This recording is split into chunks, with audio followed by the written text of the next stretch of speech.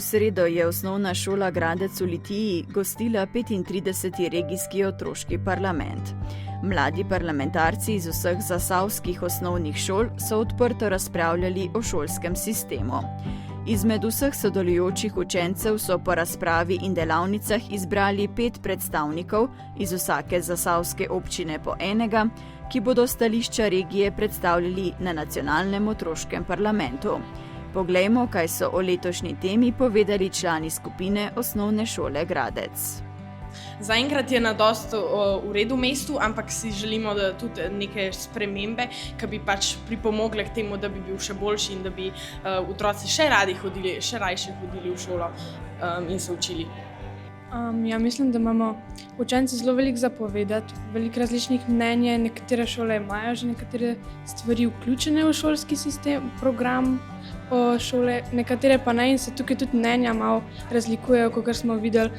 Naše rešitve so v bistvu, da bi izboljšali šolski sistem, da bi dodali razne te predmete, kakor je že Ema govorila, te predmete, ki bi v bistvu pripomogli, tudi da bi nas šola bolj pripravila na potem življenje izven osnovne šole, razne te ročne spretnosti, tudi finančno opismenjevanje. Veliko smo povezovali tudi z umetno inteligenco, ker je to v bistvu pripomoček, ki je zelo prisoten v našem življenju. Meni se zdi, da nas vse to, celi regiji, zasavski na ta primer, bolj povezuje, vemo, kaj se dogaja v drugih šolah, kakšna so njihova mnenja, kako bi lahko spremenili šolski sistem oziroma dali samo neke izzive, ki bi jih lahko uresničili in bi pripomoglo k boljši prihodnosti šolskega sistema. Pri delu razprave so se mladim pridružili tudi nekateri predstavniki občin in sodelujočih osnovnih šol, ki so bili nad ugotovitvami in idejami sodelujočih zelo navdušeni.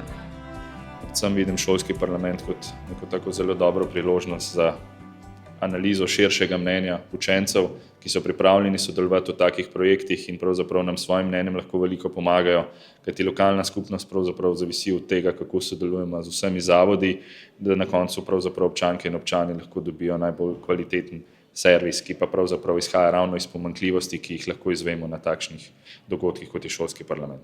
Danes sem uporabil metaforo, da se mi zdi, da smo na avtobusu, kjer smo pravzaprav se vsi strinjamo, da ne vemo, v katero smer avtobus pelje, predvsem pa, da ne vemo, kdo je šofer. Jaz upam, da bomo v prihodnosti pravzaprav ravno s takimi dogodki in z mnenji prišli do tega, kdo bo moral biti šofer, ki bo ta avtobus obrnil v pravo smer.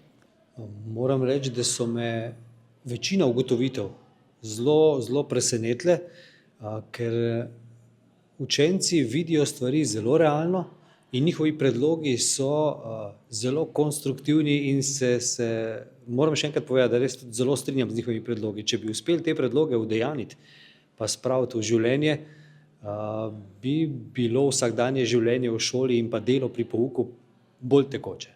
Jaz mislim, da vsem skupaj lahko uspe. Začne se takole z njihovimi predlogi, z njihovimi rešitvami, mi smo pa tisti, ki bomo to mogli tudi dejansko v življenje spraviti.